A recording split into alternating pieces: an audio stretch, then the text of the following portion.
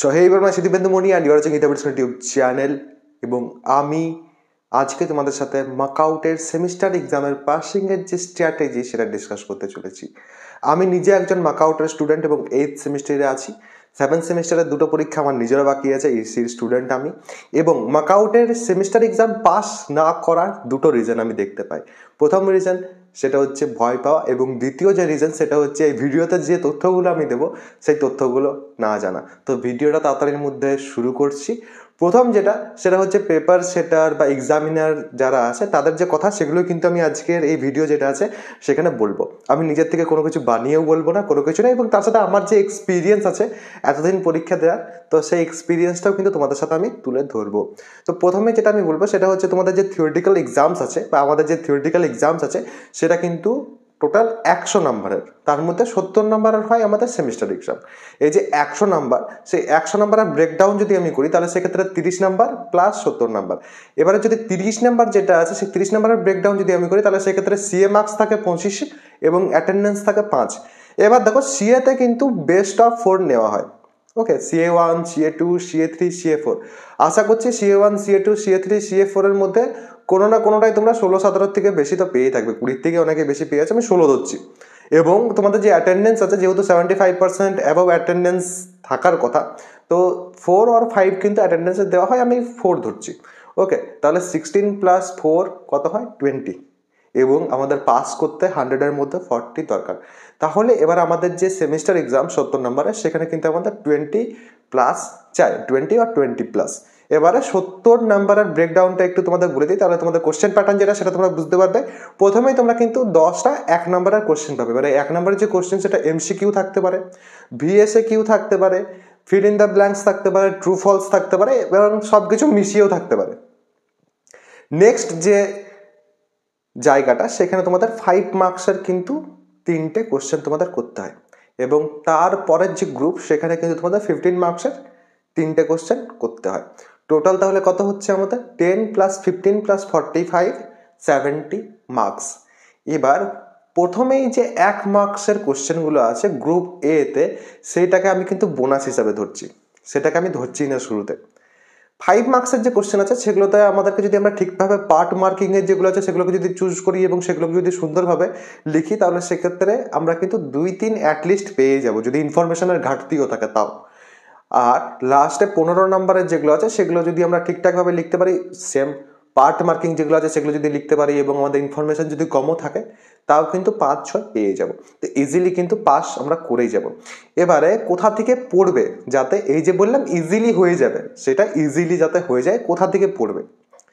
দেখো, যাদের একদম প্রিপারেশন খারাপ হয়ে আছে তারা কিন্তু এই ভিডিওটা শেষ অবধি দেখবেই এবং বন্ধু বান্ধবদের সাথে কিন্তু শেয়ার করবেই। এবং যারা একটু নার্ভাস হয়ে আছে তারা অবভিয়াসলি বন্ধু বান্ধবদের সাথে কিন্তু এই ভিডিওটা একটু শেয়ার করবে, কেন তাদের কিন্তু এটা কাজে লাগবে, এবং তুমিও একটু ভালো করে দেখে রাখো। দেখো, আগে যেমন হতো সাজেস্টিভ পড়ে পড়ে যেত, এখন কিন্তু সেই সাজেস্টিভ পড়ার কোনো কিছু নেই। এখন আমাদেরকে কিন্তু কমপ্লিট সিলেবাস যেটা সেটা কিন্তু দেখে যেতে হবে। আমি কিন্তু বলিনি যে কমপ্লিট সিলেবাস কমপ্লিটলি পড়ে যেতে হবে না। কমপ্লিট সিলেবাস যেটা সেটা আমাদেরকে অ্যাটলিস্ট দেখে যেতে হবে। একটা ধারণা চাই, যাতে কোনো একটা টপিক নিয়ে যখনই কোনো প্রশ্ন এলো তখন যাতে সেই টপিকটা আমাদের মাথার মধ্যে আসে, আচ্ছা এটা এই ব্যাপার। এবারে সিলেবাস যদি আমরা জানি তাহলে সেক্ষেত্রে আমি তোমাদের গ্যারেন্টি দিতে পারি যে সে কিন্তু পাস করে যাবে। অ্যান্সার কিন্তু নিজের ভাষায় লিখতে হবে। এটা কিন্তু তোমাদের প্রশ্নপত্র, যেটা তোমাদের উত্তরপত্র, সেখানে তোমরা কিন্তু প্রথম পাতাটা একটু উল্টে পথ দেখবে, সেখানে কিন্তু তোমাদের লেখা থাকে। বইয়ের ভাষায় কিন্তু লিখতে কোথাও বলা হয় না, ঠিক আছে? সিলেবাস পড়বে কোথা থেকে? তোমাদের যে সিলেবাসটা আছে সেটা তোমরা নিশ্চয়ই জানো যে তোমাদের অনেক বড় সিলেবাস এবং সেটার অনেক নোটস দেওয়া থাকে, বইও দেওয়া আছে। বই হয়তো তোমাদের কাছে থাকতেও পারে। এতটা বই এত তাড়াতাড়ির মধ্যে কমপ্লিট করা কি সম্ভব? হয়তো সম্ভব হতে পারে, বাট আমি তোমাদের সাজেস্ট করবো ইউটিউব থেকে পড়ো। ইউটিউবে তোমরা কি করবে, ইউটিউবে তোমরা টপিকগুলোকে সার্চ করবে পরপর সিলেবাসের পিডিএফ বের করে নাও, নিজের সিলেবাসের পিডিএফ বের করে সেই যে সিলেবাস আছে সেই সিলেবাসের টপিক ধরো এবং টপিক ধরে ধরে ইউটিউবে সার্চ করো। এবং ইউটিউবে সার্চ করার পর অবভিয়াসলি চেষ্টা করবে যত কম সময়ের মধ্যে সেই টপিকটাকে কভার করা আছে। কোথাও দেখবে 10 থেকে 15 মিনিটের মধ্যে কভার করা আছে, কোথাও দেখবে 5 থেকে 7 মিনিটের মধ্যে কভার করা আছে। তো সেই সব ভিডিওগুলোকে দেখে পর কিন্তু কনসেপ্ট যেগুলো আছে সেগুলো ক্লিয়ার করার চেষ্টা করো। কনসেপ্ট যদি ক্লিয়ার থাকে, পরীক্ষার হলে যে কোনো প্রশ্নই আসুক না কেন সেই সম্পর্কিত সেটা তুমি কিন্তু লিখে দিয়ে আসতে পারবে। এবং আরও একটা কথা, লিখে দিয়ে আসতে হবে যেটা, সেটাতে কিন্তু বেশি জোর দিচ্ছি, লিখে কিন্তু দিয়ে আসতেই হবে। তোমাদের টোটাল কিন্তু 20টা পেজ থাকছে, হ্যাঁ 24টা পেজ থাকছে, বাট তার মধ্যে প্রথমের দুটো যেগুলো সেগুলো তোমাদের নাম লেখা এবং ইনস্ট্রাকশন, এবং লাস্টের যে দুটো সেগুলো কিন্তু গ্রাফ ওয়ার্কসের জন্য আছে। তো আমাদের কিন্তু টোটাল 20টা পেজ আছে, 20টার মধ্যে চেষ্টা করবে 20টা পেজই কিন্তু ভর্তি করে দিয়ে আসার। অবভিয়াসলি হবে না, অনেক সময় 16টা 18টা হবে, বাট 16টার থেকে যেন কম না হয়, 15-16টা অ্যাটলিস্ট কিন্তু ভর্তি করে দিয়ে আসবে।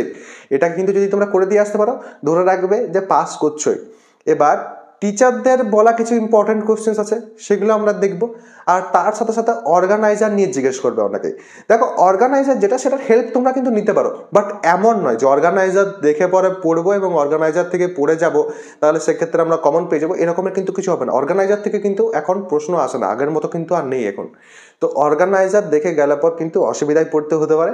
এবং অর্গানাইজার তাহলে আমরা কি জন্য হেল্প নেবো অর্গানাইজারে দেখো প্রিভিয়াস ইয়ার্স কোশ্চেন দেওয়া আছে, সেইখান থেকে আমরা কিন্তু দেখতে পারি যে প্রিভিয়াস ইয়ার্সে কোন কোন টপিকগুলো আছে যেগুলোকে বেশিরভাগ বার দেওয়া হয়েছে। সেই সব যে টপিকগুলো আছে সেই টপিকগুলোকে আমরা দাগ দিয়ে রাখবো এবং সেই টপিকগুলোর উপর একটু স্ট্রেস দেবো, যাতে সেই টপিকগুলোকে কিন্তু আমরা কমপ্লিট করে যেতে পারি এবং সেই টপিকগুলো থেকে কিন্তু ম্যাক্সিমাম টাইমস কোশ্চেন্স চলে আসে এবং এটা কিন্তু হয়ে আসছে। তো অর্গানাইজার যদি কারোর কাছে থাকে বা অর্গানাইজারের পিডিএফ যদি কারোর কাছে থাকে, সে কিন্তু এই হেল্পটা নিতে পারো সেখান থেকে, যে কোন কোন জায়গা থেকে বেশিবার প্রশ্ন এসছে। সেই সব জায়গাগুলোকে আমরা যদি ভালো করে কমপ্লিট করে যাই, তাহলে সেই সব জায়গা থেকে কিন্তু প্রশ্ন আমরা পরীক্ষার হলে যে পরেও পেয়ে যেতে পারি এবং চান্সেস কিন্তু অনেক হাই আছে এটার। আর তাছাড়া দেখো তোমাদের যে অর্গানাইজার আছে, অর্গানাইজার থেকে তোমরা ভালো করে অ্যানালাইজ যদি করো, তাহলে সেক্ষেত্রে কিন্তু তোমরা দেখতে পাবে যে কিছু কিছু টপিক আছে এবং সেই টপিক থেকে হার্ডলি 20-22টার মতো 25টার মতো তোমরা কিন্তু কোশ্চেন পাবে লাস্ট 4 বছর 5 বছরে, যেগুলো কিন্তু রিপিটেড কোশ্চেন্স। এবং সেই যে রিপিটেড কোশ্চেন্সগুলো আছে, সেই রিপিটেড কোশ্চেন্সগুলো একবার ভালো করে তোমরা কিন্তু দেখে নিতে পারো, তাহলে সেক্ষেত্রে কিন্তু সেই রিলেটেড প্রশ্নও কিন্তু আসতে পারে তোমাদের পরীক্ষার হলে যে তোমরা দেখবে।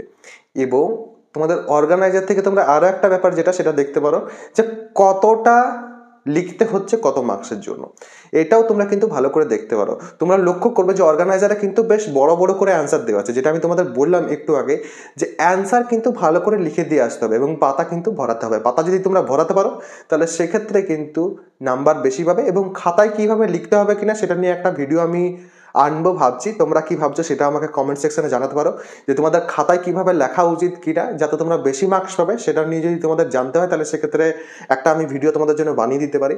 তো তোমরা যদি চাও তাহলে সেক্ষেত্রে আমি বানাবো, এবং তোমরা যদি চাও তাহলে সেক্ষেত্রে তোমরা কিন্তু সেটা কমেন্ট সেকশনে লিখতে পারো। তো আশা করছি ভিডিওটা যদি ভালো লেগে থাকে, তাহলে সেক্ষেত্রে অ্যাটলিস্ট একটা লাইক তো করবেই, এবং তোমাদের যা মতামত সেটা কিন্তু তোমরা কমেন্ট সেকশনে জানাতে পারো, এবং বন্ধুদের সাথে অবভিয়াসলি কিন্তু এই ভিডিওটা শেয়ার করে নেবেই। সবাই ভালো থাকবে, সুস্থ থাকবে এবং আমার সাথে থাকবে।